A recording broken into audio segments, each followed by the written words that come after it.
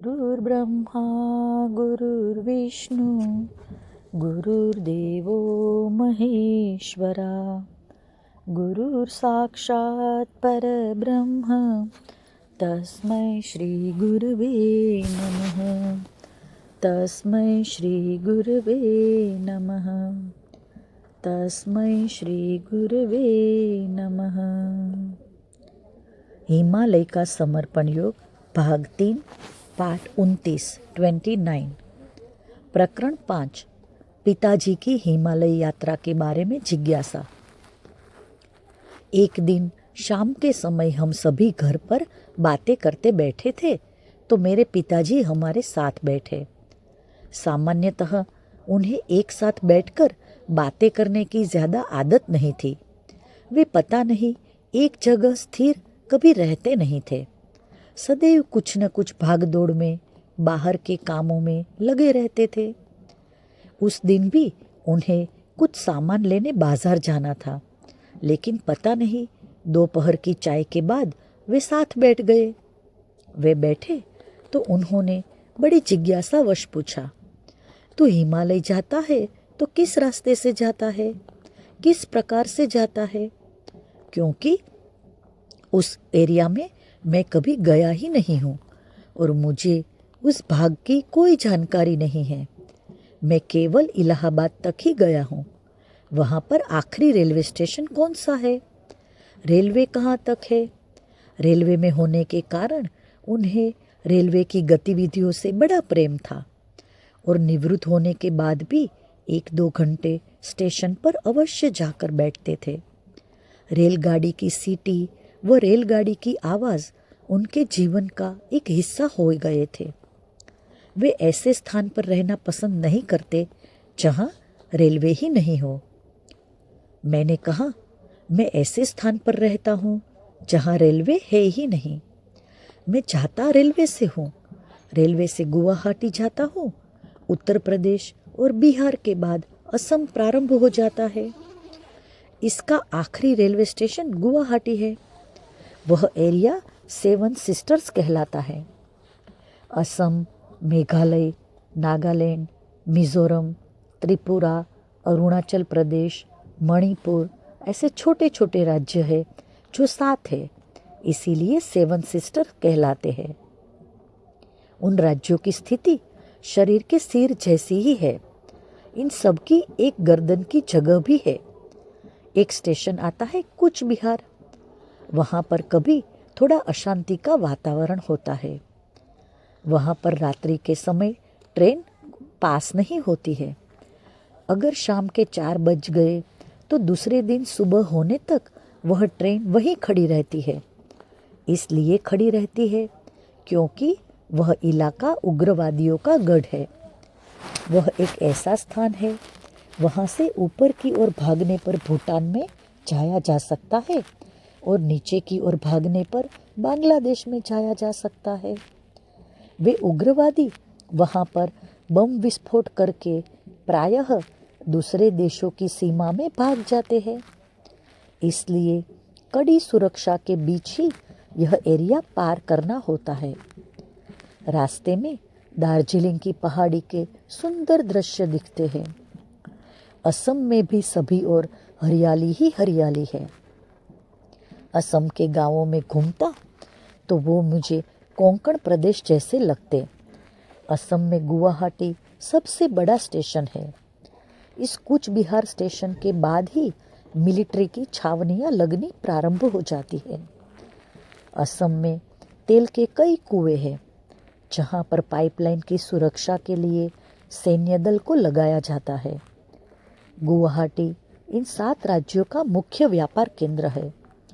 गुवाहाटी से इन 7 राज्यों में जाया जा सकता है। इस गुवाहाटी में मारवाड़ी व्यापारी भी बहुत है। हिंदी थोड़ी थोड़ी समझते हैं। इन 7 राज्यों में इनकी भाषाएं खूब विकसित नहीं है। असम में असमी है, लेकिन बाकी राज्यों में तो अनेक भाषाएं हैं। इसलिए अधिकांश राज्यों में असमी का उपयोग राज्य भाषा के तौर पर होता है, किंतु हिंदी भी टूटी फूटी बोल लेते हैं। बोलते समय लिंग और काल का ध्यान नहीं रखते हैं, लेकिन हिंदी बोलते हैं, यह बड़ा अच्छा है। यहाँ गुवाहाटी में एक बड़ी पहाड़ी पर कामाख्या देवी का एक बड़ा मंदिर है।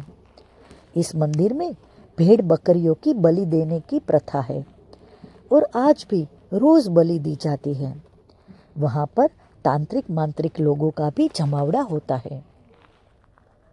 एक पौराणिक कथा है कि सती का मृत शरीर लेकर शिवजी आकाश में घूम रहे थे, तो उस शरीर के मोह से उन्हें छुड़वाने के लिए भगवान विष्णु ने अपने चक्र से सती के मृत शरीर के टुकड़े कर दिए और लोक मान्यता के अनुसार वे टुकड़े जहाँ जहाँ गिरे वहाँ वहाँ शक्ति स्थान यानी कि शक्तिपीठ निर्मित हो गए। कहते हैं कि गुवाहाटी में उनका योनि वाला भाग गिरा था, इसलिए इस मंदिर में नीचे गर्भगृह में योनि के आकार का ही एक पत्थर सा है, उसकी ही पूजा की जाती है और वही उनके शरीर का योनि वाला भाग है, ऐसी मान्यता है। आज भी मासिक धर्म में 3 दिन यह मंदिर बंद रहता है। यह एक बड़ा पीठ है जो कामाख्या पीठ कहलाता है। यह गुवाहाटी शहर काफ़ी दूर दूर तक फैला हुआ है।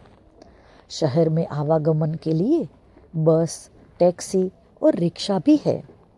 सभी राज्यों से गुवाहाटी शहर सड़क मार्ग से जुड़ा हुआ है। ब्लू हिल, ग्रीन वैली वहाँ की प्रसिद्ध बस कंपनियाँ हैं, जिनके ऑफिसेस 7 राज्यों में फैले हुए हैं। 7 राज्यों में इन कंपनियों की बस सर्विस है। इनके बड़े बड़े बस स्टैंड गुवाहाटी में है। अच्छी नई गाड़ियाँ और अच्छे ड्राइवर इन कंपनियों के होते हैं। वहाँ की भौगोलिक स्थिति पहाड़ी होने के कारण वहाँ पर गाड़ी चलाना बड़ा कठिन होता है। असम में हिंदू और मुस्लिम 2 प्रकार के लोग ही अधिक है और पास के देश से भारत में अवैध रूप से प्रवेश कर आए हुए बांग्लादेशी कम मजदूरी पर भी उपलब्ध होते हैं। वे बांग्लादेशी इस प्रकार से असम में घुसते हैं और यही इस राज्य की समस्या है। असम में असमी संस्कृति है। असमी मंदिर होते हैं, वे प्रार्थना गृह जैसे होते हैं। उसमें कोई मूर्ति नहीं होती है। यहाँ पर पुरुष धोती कुर्ता पहनते हैं और सिर पर एक कपड़ा बांधे होते हैं। स्त्रियाँ प्रायः सफ़ेद साड़ी जिस पर लाल रंग के डिज़ाइन की पट्टी होती है पहनती है। यही उन लोगों का पहनावा है। असम का प्रमुख त्योहार बिहू है। उस समय बिहू गीत गाए जाते हैं और उन गीतों पर स्त्री और पुरुष बिहू नृत्य करते हैं। इस नृत्य में स्त्री की कमर का ही अधिक उपयोग होता है। एक विशिष्ट प्रकार की रिदम तथा तीव्र गति के साथ किया जाने वाला यह एक विशिष्ट प्रकार का नृत्य होता है। इसे गोलाकार में खड़े होकर किया जाता है। मकर संक्रांति के समय बिहू नृत्य के बड़े अच्छे कार्यक्रम होते हैं। साल में 3 बार बिहू त्योहार मनाया जाता है, जिनमें से मकर संक्रांति पर विशेष उत्साह के साथ मनाया जाता है। प्रायः बस अड्डों पर और बस स्टैंड की होटल में इन बिहू गीतों की कैसेटें दिन रात चलती ही रहती है। मेरा प्रथम पड़ाव प्रायः इस गुवाहाटी में होता है। यहाँ पर मेरे कुछ मित्र हैं। उनके घर रुकता हूँ या कुछ समाज सेवी संस्थाएं हैं, उनके यहाँ रुकता हूँ।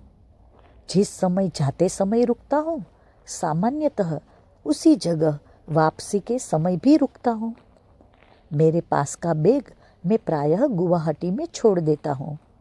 आगे का सफ़र केवल एक झोले को लेकर करता हूँ, जिसमें एक लुंगी, एक टॉर्च, आग जलाने के लिए एक लाइटर, कुछ बिस्किट, एक जोड़ी कपड़े, शाल और टोपी होती है। ज़्यादा सामान नहीं होता। अधिक सामान लेकर चलना कठिन होता है। एक डंडा सदैव साथ रखता हूँ। डंडे के उपयोग से पैरों पर प्रायः भार कम आता है। कभी गुवाहाटी रुकता हूँ, कभी इम्फाल रुकता हूँ, कभी डिब्रूगढ़ रुकता हूँ, कोई निश्चित नहीं है। प्रत्येक जगह रुकने के मेरे निश्चित स्थान है। पत्नी जो पैसे देती है वह आधा यहाँ पर छोड़कर जाता हूँ, ताकि आते समय किसी से पैसे न मांगने पड़े। इन स्थानों से आगे बस से जाता हूँ और बसों से उतरने के बाद पैसों की आवश्यकता नहीं होती है, क्योंकि आगे जहाँ आदिवासी बस्तियाँ होती है वहाँ पर पैसा नहीं चलता है। आज भी वहाँ वस्तु विनिमय प्रणाली ही चलती है। मनुष्य बस्ती नहीं के बराबर है। किसी एक के घर का मेहमान संपूर्ण गांव का मेहमान होता है। उन्हीं लोगों को ध्यान सिखाता हूँ और ध्यान के कार्यक्रम में कोई भी शामिल हो सकता है। कोई जाति का, धर्म का भेदभाव नहीं है। यह कार्यक्रम प्रायः किसी के खेत में या घर में होता है। उन्हें अच्छा लगता है, इसलिए वे सुनने और ध्यान करने के लिए आते हैं। मैं कहता हूँ, हम सब परमात्मा की ही संतानें हैं। हम सब एक ही है। परमात्मा ने ही सभी का निर्माण किया है। आपसी भेदभाव परमात्मा ने नहीं, हमने बनाए हैं। गांव में प्रायः एक बूढ़ा व्यक्ति मुखिया होता है। वह जो कहता है सारा गांव वही करता है। उन गांव के बूढ़े प्रायः मेरे परिचित है। वे बोलते हैं, हमें ध्यान लगे ना लगे, हमें आपके साथ बैठना अच्छा लगता है। प्रायः शाम के समय इस प्रकार की बैठकें होती रहती है। मैं उन्हें कहता हूँ, परमात्मा आपके भीतर ही है। केवल आपको इस बात पर विश्वास होना चाहिए। आप थोड़े समय अपने इस भीतर के परमात्मा के साथ बैठो। आपको उसका एहसास होगा। आपको उसका अभ्यास करना होगा। इस भीतर की अनुभूति को गांव के लोग बड़ी जल्दी अनुभव कर पाते हैं। शहर के लोगों का चित्त बाहरी बातों पर बहुत रहता है। शहर में चित्त का नाश करने वाली बहुत सी बातें हैं। ऐसा गांव में नहीं होता। दूसरा, उनके गांव के आगे की दुनिया कैसी है, यद्यपि वह जानने की जिज्ञासा उनकी रहती ही है, लेकिन वे भय के कारण ही अपनी सीमा के आगे नहीं जाते हैं। जिन्हें मैं गुरु कहता हूँ, वे उन्हें पहाड़ के देवता कहते हैं। उन पहाड़ों पर गए तो वे देवता नाराज हो जाएंगे, हमें शाप देंगे। इस प्रकार की उनकी धारणाएं हैं।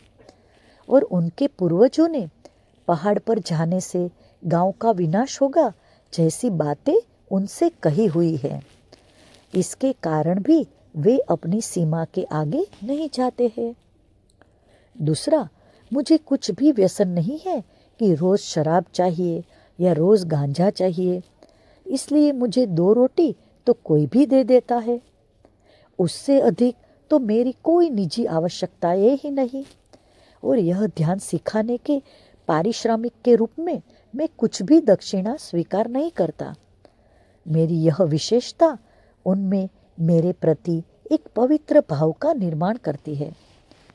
उन जंगलों में मुझे कोई लूट लेगा यह भय भी मुझे नहीं होता, क्योंकि लूटा जा सके ऐसा मेरे पास कुछ नहीं होता।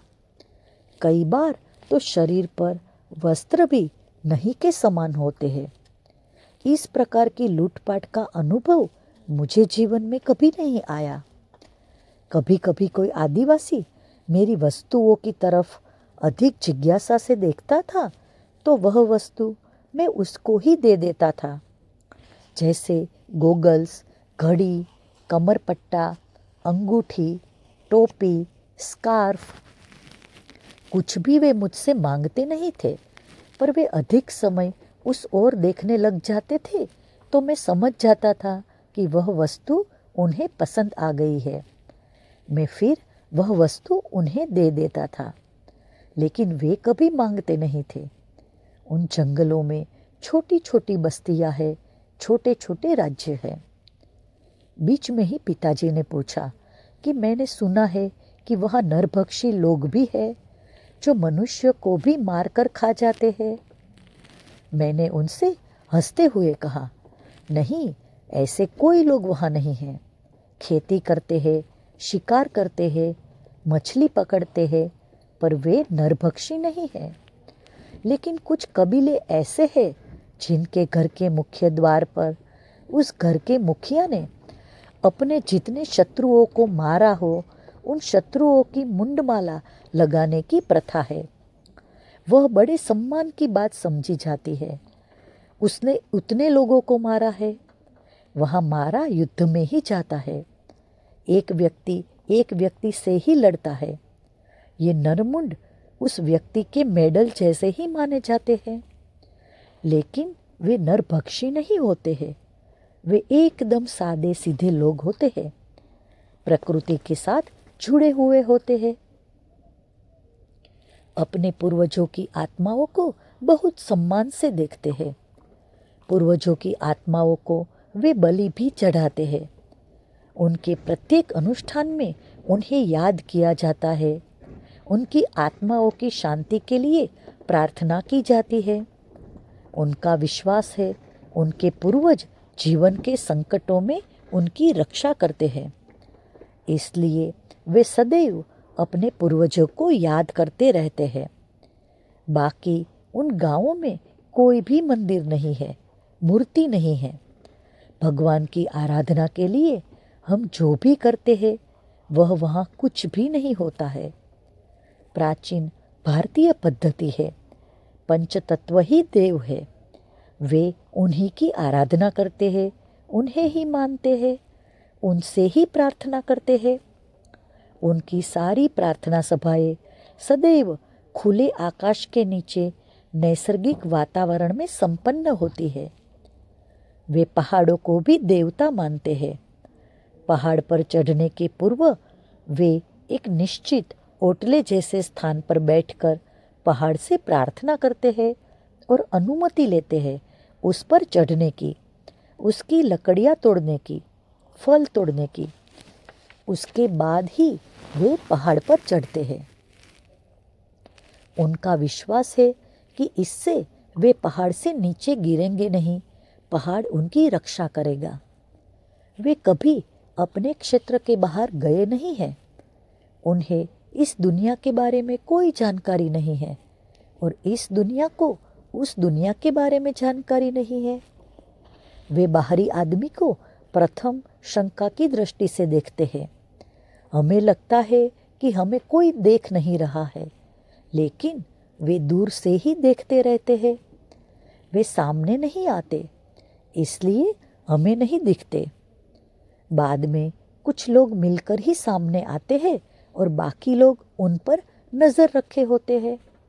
वे आक्रामक नहीं होते हैं, केवल अपनी ओर से उन्हें कोई खतरा तो नहीं है यह जानने की कोशिश करते हैं। लेकिन अगर उनको कुछ खतरा लगता है तो वो मिलकर हमला बोल देते हैं। पहले पृथ्वी की जमीन आज की तरह महाद्वीपों में बटी हुई नहीं थी।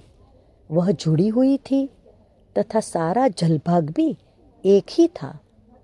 बाद में भूकंप के कारण पृथ्वी का भूभाग अनेक खंडों में विभाजित हो गया और कालांतर में वे खंड महाद्वीपों के नाम से पहचाने जाने लगे और बाद में वहाँ अलग अलग देश निर्मित हो गए। भारत देश भी पहले अफ्रीका महाद्वीप का भाग था। वहाँ से जमीन का एक विशाल खंड टूटा और चीन से जाकर टकराया और वहाँ हिमालय का निर्माण हुआ। वह खंड ही आज भारत देश कहलाता है। इसीलिए जमीन के उस खंड की मिट्टी और हिमालय की मिट्टी एकदम भिन्न प्रकार की है, क्योंकि हिमालय समुद्र तल का ऊपर उठा हुआ भाग है। सारे मनुष्यों का मूल स्थान एक ही है, इसलिए प्रार्थना की सबसे प्राचीन पद्धति ही मूल पद्धति है। इस पद्धति में पंच तत्वों को ही भगवान माना जाता है। उन्हीं की पूजा की जाती है, उन्हीं की आराधना की जाती है, उन्हीं से प्रार्थना की जाती है और यही मूल पद्धति है। जो लोग अभी इस बाहरी दुनिया से दूर है, वे आज भी यही पद्धति अपनाए हुए हैं। उनको बाहरी दुनिया की कोई जानकारी ही नहीं है और ना ही धर्मों के बारे में कोई जानकारी है। सारे धर्म बाद में निर्मित हुए हैं। जो बाद में निर्मित हुए उन्हें उनकी जानकारी नहीं है, इसलिए वे अपनी मूल पद्धति को लेकर ही चल रहे हैं। एक पवित्र मनुष्य पवित्र भाव से निसर्ग के सानिध्य में गया। निसर्ग के सानिध्य में उसे जो अनुभूतियाँ हुई, वे ही अनुभूतियाँ उसने आकर समाज में बताई और उसने जो भी बताया सब अपने अनुभवों के आधार पर बताया। जो उसे अनुभव हुआ था वह बताया। मनुष्य को क्या करना चाहिए और क्या नहीं करना चाहिए वह बताया। मनुष्य आत्म शांति कैसे पा सकता है वह बताया और वे ही सब बातें उपदेश हो गई। समय के साथ साथ उन्हीं बातों ने धर्म का रूप ले लिया और नए नए धर्म बाद में निर्मित हो गए। लेकिन इन बातों की जानकारी आज भी उन लोगों को नहीं है, इसीलिए आज भी वे उन्हीं पुरानी बातों को ही मान रहे हैं और यह पंच तत्वों को भगवान मानना आज भी सारे विश्व में हो रहा है। अमेरिका में रेड इंडियन आज भी इसी पुरानी पद्धति को अपना रहे हैं। यूके के वेल्स में द्रविड़ इसी पद्धति को अपना रहे हैं। भारत देश में प्राचीन भारतीय निवासी आज भी इसी पद्धति को अपना रहे हैं। न्यूजीलैंड में मावरी जाति के लोग आज भी इसी पद्धति को अपना रहे हैं। आज भौगोलिक दृष्टि से देखो तो अमेरिका, इंग्लैंड, भारत और न्यूजीलैंड ये चारों देश तो एक दूसरे से इतने अधिक दूर है, फिर भी चारों स्थानों पर भगवान की उपासना की पद्धति एक ही प्रकार की है, क्योंकि वास्तव में यह सबसे पुरानी पद्धति ही सभी को मालूम थी। बाकी सब पद्धतियाँ समय के साथ साथ समाज में आई और जिसको जो पद्धति अच्छी लगी उसने वह पद्धति अपनाई। लेकिन सभी उपासना पद्धतियों की मूल धारणा मनुष्य का चित्त पवित्र कर उसके अंदर के पवित्र भाव को जागृत करना ही थी और जो भाव जागृत करना था वह था सद्भावना का भाव। सद्भावना जितनी जागृत होगी समाज उतना ही जागृत होगा, सुखी होगा। यह मूलभूत उपासना पद्धति पवित्र पंच तत्वों पर आधारित थी और उसका उद्देश्य ही पवित्रता को जागृत करना था, क्योंकि पवित्रता जितनी जागृत होगी उतना ही मनुष्य के अधिक करीब आएगा। मनुष्य का मूल स्वभाव है प्रेम करना। मनुष्य का यह मूल स्वभाव निसर्ग के सानिध्य में जागृत हो, यही इस पद्धति का उद्देश्य था। संपूर्ण पद्धति ही चित्त शुद्धि पर आधारित थी। सभी धर्मों के संस्थापक संतों ने धर्म पद्धतियों की स्थापना मनुष्यता को जागृत करने के लिए की थी, लेकिन मनुष्य ने अपने अहंकार की वृद्धि के लिए उनका उपयोग किया, अपने निजी हितों के लिए उनका उपयोग किया, अपने सत्ता सुख के लिए उनका उपयोग किया और मनुष्य को मनुष्य से दूर करने के लिए उनका उपयोग किया। आज वे ही संस्थापक यह सब देखकर कितने दुखी हो रहे होंगे कि हमने धर्मों की स्थापना मनुष्यता को जगाने के लिए की थी और आज हमारे बनाए गए मार्गों से मनुष्यता को नष्ट किया जा रहा है। धर्मों का दुरुपयोग हो रहा है। जिन धर्मों की स्थापना मनुष्य के बीच के प्रेम को वृद्धिगत करने के लिए की थी, वे ही धर्म मनुष्य के बीच नफरत का निर्माण कर रहे हैं। यही कारण है कि जितने पवित्र भाव से उन्होंने धर्म की स्थापना की थी, उतना पवित्र भाव आज मनुष्यों का नहीं है। ये आदिवासी आज भी जंगलों में रहते हैं, निसर्ग के सानिध्य में रहते हैं, इसलिए आज भी मासूम है, आज भी अबोध बालक के समान पवित्र है। समाज के इन अलग अलग धर्मों की जानकारी उन्हें नहीं है और ना ही उनमें धर्मों के बारे में द्वेष की भावना है। उन्हें तो केवल पंचतत्व ही देव लगते हैं और आज भी वे आदिवासी शुद्ध व पवित्र है। मैंने भी कभी उन्हें बाहरी समाज के धर्मों के बारे में नहीं बताया है।